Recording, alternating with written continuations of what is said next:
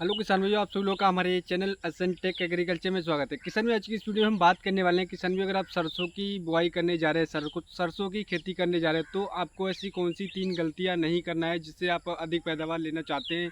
तो आपको ऐसी कौन सी 3 गलतियां नहीं करना है। तो किसान भाई, इस वीडियो में आपको संपूर्ण जानकारी मिलने वाली है कि अगर आप सरसों की खेती करने जा रहे हैं तो आपको ऐसे 3 कौन से कृषि कार्य हैं जो बिल्कुल नहीं करना है सरसों के खेत में, अगर आप अधिक पैदावार लेना चाहते हैं।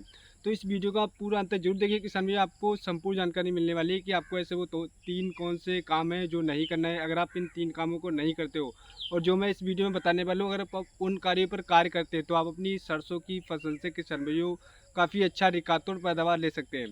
तो किसान भैया, आइएगा हम शुरू करते हैं आज का टॉपिक कि आपको कौन से 3 कार्य नहीं करना है। जो हमारे किसान में हिमाचल पर पहली बार है, जो हमारे किसान में हमारे वीडियो को पहली बार देख रहे हैं, वो कृपया करके हमारे चैनल को सब्सक्राइब कर लें, जिससे हमारे अन्य काफ़ी ज्ञानवर्धक वीडियो के नोटिफिकेशन उन्हें मिलते हैं और वो सरसों की फसल से अधिक पैदावार ले सकें। तो किसान भैया, आइएगा हम शुरू करते हैं कि आपको सरसों की जो खेती होती है उसमें आपको 3 कार्य कौन से नहीं करने हैं।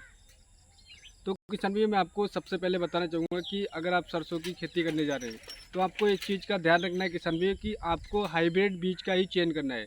जैसे कि काफ़ी हमारे किसान भाई गलती करते हैं कि या तो उनके पास पहले से बीज पड़ा होता है या कोई देसी बीज का चयन करते हैं। तो किसान भाइयों, आपको एक चीज़ का ध्यान रखना है, अगर जब भी आप सरसों की खेती करने जा रहे हैं तब आपको एक हाइब्रिड बीज का चयन ही करना है। आपको एक चीज़ का और ध्यान रखना है कि आप अपने एरिया के हिसाब से बीज का चयन करें। आप अपने एरिया में एक बार देख लें कि कौन सा बीज उन्नत बीज है और कौन से हमारे किसान भी जो हमारे पड़ोस में सरसों की खेती कर रहे हैं वो कौन से बीज का चयन कर रहे हैं। तो आप अपने एरिया के हिसाब से और हाइब्रिड बीज का ही चयन करें। नंबर बात तो ये की होगी। दूसरी चीज़ और मैं बताना चाहूँगा किसान भाई कि अगर आप सरसों की बुआई कर रहे हैं, बुआई अगर आप सूखे में कर रहे हैं या आप पलेबा करके कर रहे हैं या किसी भी तरीके से सरसों की बुआई कर रहे हैं, तो उसमें फास्फोरस, पोटास, नाइट्रोजन एंड जो सल्फ़र होती है उसकी मात्रा का बेहद ध्यान रखें। काफ़ी हमारे किसान भाई इन चीज़ों का ध्यान नहीं रख पाते हैं, या तो वो सही समय पर खाद का प्रयोग नहीं करते हैं, सरसों की बुआई कर देते हैं, जिस वजह से उनकी जो दर होती है वो काफ़ी घट करके निकल करके आती है। तो किसान भाई, आपको एक चीज़ का ध्यान रखना है कि आप या तो खाद का प्रयोग खेत तैयार करते समय उस समय पर कर सकते हैं, या आप सरसों की बुआई करने के बाद पहली सिंचाई कर रहे हैं उस समय पर आप खाद का प्रयोग कर सकते हैं। खाद का जो डोज है किसान भाइयों, आपको ध्यान रखना है कि आपको जैसे फास्फोरस, पोटास एंड नाइट्रोजन और सल्फर, इन 4 चीज़ों को आपको अवश्य सरसों की फसल में प्रयोग करना है पहली खाद में, यानी कि जब आप सरसों की बुआई कर रहे हैं उस समय पर। और किसान भाइयों, अगर आप इन चीज़ों का प्रयोग करते हैं तो हमारी जो वेजिटेटिव ग्रोथ होती है वो वेजिटेटिव ग्रोथ अच्छी निकल करके आएगी, अच्छी तरीके से चलेगी हमारी जो सरसों की फसल। अब किसान भाइयों, और एक चीज़ और मैं बताना चाहूँगा। तीसरी जो मैं आपको चीज़ बताने वाला हूँ, बहुत ही अच्छी चीज़ बताने वाला हूँ, किसी और चैनल पर आपको ये सारी चीज़ें नहीं मिलेंगी। तो किसान भाई, मैं आपको बताना चाहूँगा कि जब आप पहली सिंचाई कर रहे हो अपनी सरसों की फसल पर, तब आपको यूरिया का प्रयोग बेहद अवश्य करना है। क्यों करना है किसान भाई? क्योंकि हमारी शुरुआत में हमारी सरसों की फसल होती है उसको नाइट्रोजन, फास्फोरस एंड सल्फर की सबसे ज़्यादा आवश्यकता होती है। जो तेल वर्गीय फसलें होती है, अगर आपको तेल अधिक चाहिए आपकी सरसों में पैदावार के साथ साथ, तो आपको सल्फर का प्रयोग अवश्य करना है।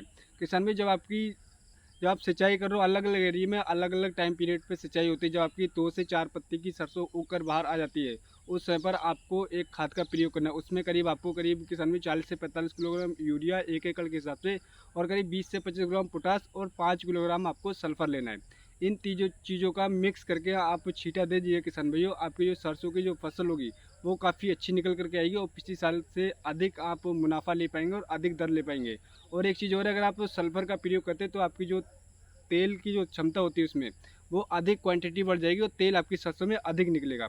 तो किसान भी इन 3 तरीक़ों से आप अपनी सरसों की फसल से अधिक पैदावार ले सकते हैं।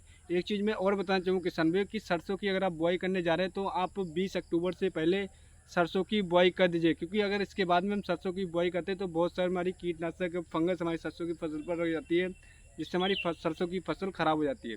तो आपको इन 3-4 चीज़ों का ध्यान रखना है किसान भाई। अगर आप इन 3-4 चीज़ों का ध्यान रखते हैं और सही समय पर खाद का प्रयोग करते हैं और सही बीज का चुनाव करते हैं, तो आप अपनी सरसों की फल से अधिक पैदावार ले सकते हैं। तो अगली वीडियो में मिलते हैं किसान भाइयों, नई वीडियो में नई जानकारी के साथ। धन्यवाद किसान भाइयों।